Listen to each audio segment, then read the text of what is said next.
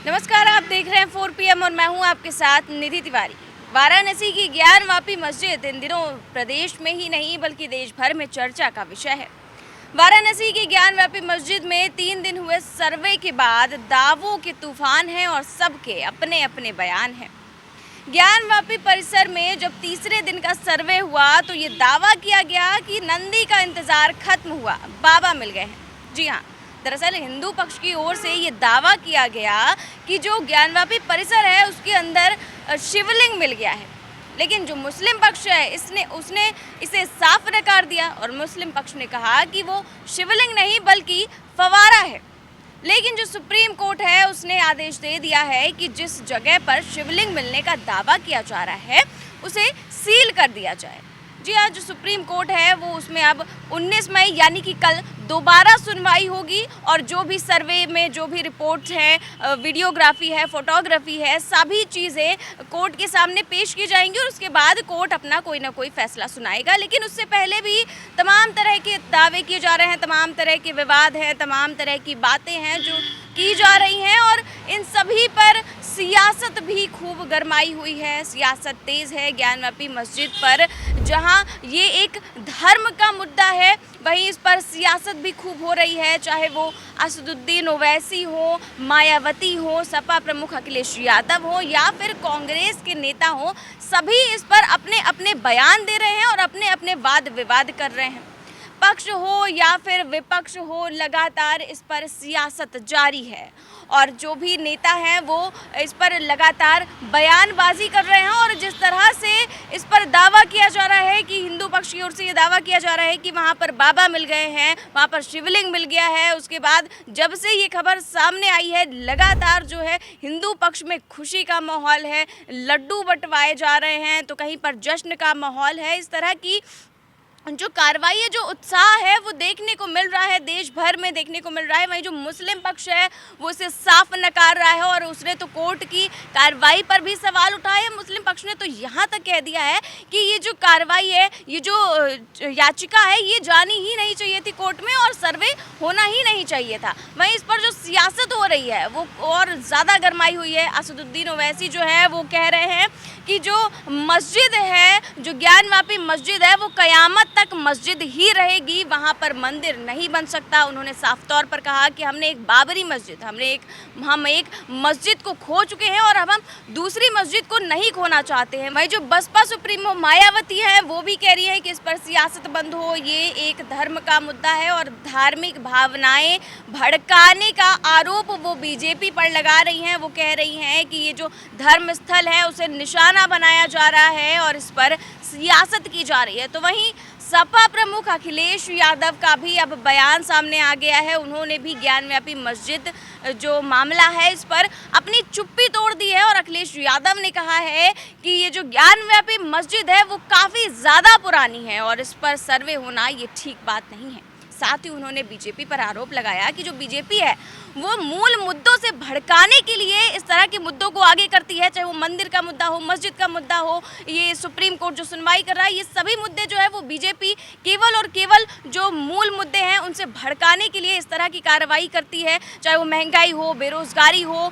देश में भुखमरी हो, गरीबी हो, पेट्रोल डीजल के बढ़ते दाम हो, गैस के बढ़ते दाम हो, इन सभी मुद्दों से भड़काने के लिए बीजेपी इस तरह के वाद विवाद पैदा करती है। इस तरह की मंदिर और मस्जिद के मुद्दों को आगे किया जाता है। अखिलेश यादव ने साफ तौर पर कहा कि जो बीजेपी के अदृश्य मित्र हैं, जो बीजेपी अपना एक विपक्ष अलग से तैयार करती है और वो समय समय पर बाहर आते हैं और दंगा भड़काने की कोशिश करते हैं, तो अखिलेश यादव ने साफ तौर पर इसे बीजेपी की साजिश बताया। उन्होंने कहा कि जो मुस्लिम और हिंदू हैं उनके बीच में लड़ाई लगवाने की, अराजकता फैलाने की कोशिश की जा रही है। साथ ही अखिलेश यादव ने और क्या कुछ कहा, ये सुनते हैं।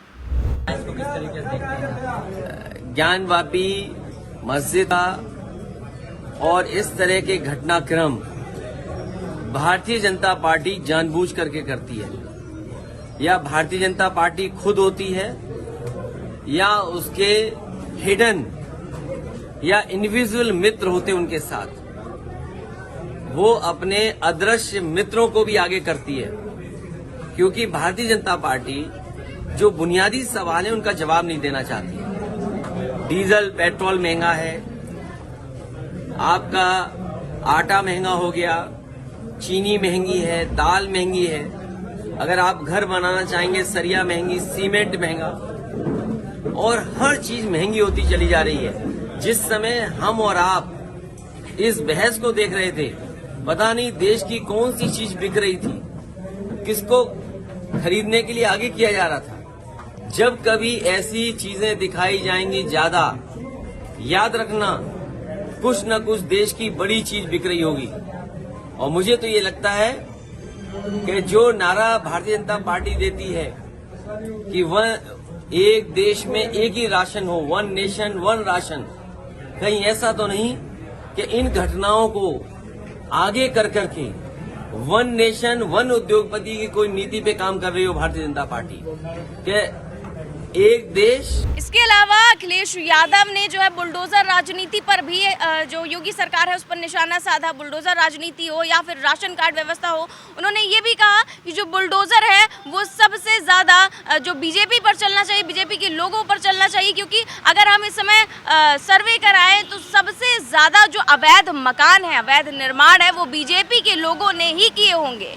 जी हाँ, उन्होंने साफ तौर पर कहा कि जो बीजेपी के लोग हैं वो ही अवैध नक्शे पास कराकर अपने मकान बनवाते। साथ ही उन्होंने ये भी कहा कि जिस हॉस्पिटल का उद्घाटन मुख्यमंत्री योगी आदित्यनाथ ने परसों किया है वो भी अवैध है और इंडस्ट्रियल एरिया पे बनाया गया। उन्होंने कहा कि ऐसा कहाँ पर होता है, क्या उस पर बुलडोजर चलेगा, क्या बाबा उस पर बुलडोजर चलाएंगे। साथ ही उन्होंने राशन व्यवस्था पर भी कहा कि ये जो योगी सरकार है, जो केंद्र सरकार है, वो one nation one ration card कहती है, लेकिन ये जो सरकार है ये सिर्फ अकेली ऐसी सरकार है जो गरीबों से भी मुनाफा कमाना चाहती है। जब गेहूं खरीदा गया किसानों से तो वो तो 12 रुपए किलो खरीदा गया, और अब जब वसूली करने की बात आ रही है तो वो 24 रुपए किलो में क्यों ऐसा किया जा रहा है, क्यों ऐसी कार्रवाई की जा रही है। जबकि जब चुनाव थे, जब चुनाव कराए गए थे, तब तो इस तरह की कोई भी शर्तें नहीं लगाई गई थी कि राशन कार्ड वापस लिया जाएगा, कि किन्हें राशन दिया जाएगा, किन्हें नहीं दिया जाएगा, कि गेहूं में कटौती की जाएगी।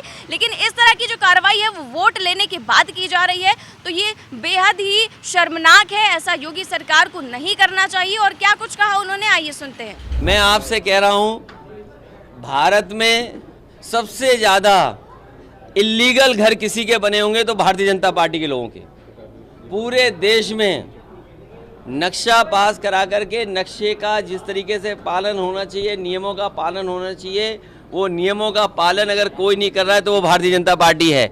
मुझे याद है, और उत्तर प्रदेश में भी सबसे ज़्यादा गलत तरीके से बनाए गए अगर घर किसी के तो भारतीय जनता पार्टी के। और मैं आपको कह सकता हूं कि कल मुख्यमंत्री जी ने जिस अस्पताल का उद्घाटन किया है, जिस अस्पताल का उद्घाटन किया, रेजिडेंशियल एरिया में अस्पताल कैसे बनता है इसको आप बता दीजिए मुझे, क्या मुख्यमंत्री जी बता सकते हैं? कल जो अस्पताल का उद्घाटन किया गया है, रेजिडेंशियल इलाके में अस्पताल कैसे हो सकता है? और उस अस्पताल का नक्शा किसी ने पास किया था, तो समाजवादी सरकार ने पास किया था। क्या रेजिडेंशियल एरिया में अस्पताल बन सकता है? और मुख्यमंत्री जाकर के उद्घाटन कर रहे हैं उसका। अच्छा, खासतौर पे अब ये राशन कार्ड को लेके जो राशन कार्ड होगा तो सब छीन लिया जाएगा आपसे और वसूली होगी। जब गेहूं खरीदा था सरकार ने तो किसान को कीमत नहीं दी, 12 रुपए दिया होगा, और अब वसूलना चाहते हैं 24 रुपए। वही जो छीना जा रहा है उसमें क्या कहें? मैं ये कह रहा हूँ, जब सरकार ने गेहूं खरीदा गया होगा तो 12 रुपए में, और अब वसूल रहे 24 रुपए में। ये बीजेपी वो पार्टी है जो गरीबों से भी मुनाफा कमा लेगी। समझ गए नहीं समझ भाई? समाजवादी पार्टी उस पर आवाज उठा रही है, आवाज ही उठा रहे हैं। गरीब को जानबूझ करके धोखा देने का काम कर रही है, क्योंकि जो गरीबों पे भी मुनाफा कमाना चाहती है सरकार। अखिलेश जी लोग कह रहे हैं विपक्ष उत्तर प्रदेश में डरा सहमा बुलडोजर से आवाज नहीं उठा रहा है कि बाबा बुलडोजर चला देंगे। अरे समाजवादी पार्टी के लोग ऐसी बात नहीं जो आप कर रहे हो। मैंने आपसे कहा कि उत्तर प्रदेश में सबसे ज़्यादा नक्शे के साथ खिलवाड़, गैरकानूनी घर किसी के बने होंगे तो भारतीय जनता पार्टी के। और ये नहीं मानते हैं, तो आप चेक करिए। तो अखिलेश यादव जो है वो लगातार बीजेपी पर निशाना साध रहे हैं, चाहे वो बुलडोजर राजनीति हो, चाहे वो राशन कार्ड हो, चाहे वो ज्ञानव्यापी मस्जिद हो, हिंदू मुस्लिम कोई भी मुद्दा हो, हर जगह जो अखिलेश यादव है वो अपना पक्ष लगातार रख रहे हैं। कानून के मुद्दे पर भी वो सवाल उठाते हैं। मैं आपको बता दें कि अखिलेश यादव ने ये सभी बातें जो है वो आजमगढ़ में कही। वो आजमगढ़ पहुंचे थे, वही आजमगढ़ जहां पर अखिलेश यादव ने, जहां की संसदीय क्षेत्र से उन्होंने अपना इस्तीफा दिया है। जब वो करहल सीट से, मैनपुरी की करहल सीट से विधायक बन गए थे, उसके बाद उन्होंने आजमगढ़ की संसदीय क्षेत्र से, संसदीय सीट से इस्तीफा दे दिया था, जिसके बाद जो वो सीट है वो खाली हो गई थी और अब उस पर उपचुनाव होना है।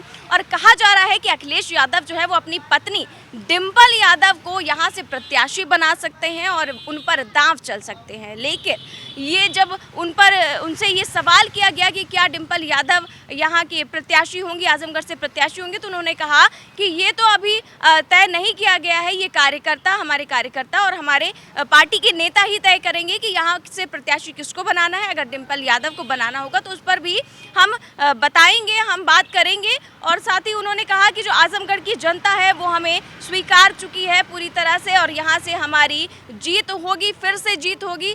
आपको बता दें कि जो आजमगढ़ है वहाँ की जो 10 की 10 विधानसभा सीटें सपा के पाले में गई थी, जबकि बीजेपी ने पूरे प्रदेश में परचम लहराया था, लेकिन आजमगढ़ में वहां से उसकी झोली खाली ही रह गई थी और सारी सीटें जो हैं वो सपा के पाले में चली गई थी। तो अब जब वहां पर उपचुनाव होना है तो जो सपा अध्यक्ष अखिलेश यादव हैं वो किस पर दांव चलेंगे, क्या करेंगे, ये सब तो जानने वाली बात होगी। फिलहाल जो ज्ञानव्यापी मंदिर का मुद्दा है वो प्रदेश ही नहीं देश भर में लगातार चर्चा का विषय बना हुआ है और अब अखिलेश यादव ने भी इस पर अपना बयान दे दिया और उन्होंने साफ तौर पर कहा है कि जो ज्ञानव्यापी मस्जिद है वो काफ़ी ज़्यादा प्राचीन है, उससे छेड़छाड़ नहीं करना चाहिए। फिलहाल इस खबर में बस इतना ही। देश और दुनिया की तमाम बड़ी खबरें जानने के लिए बने रहिए 4 PM के साथ। नमस्कार।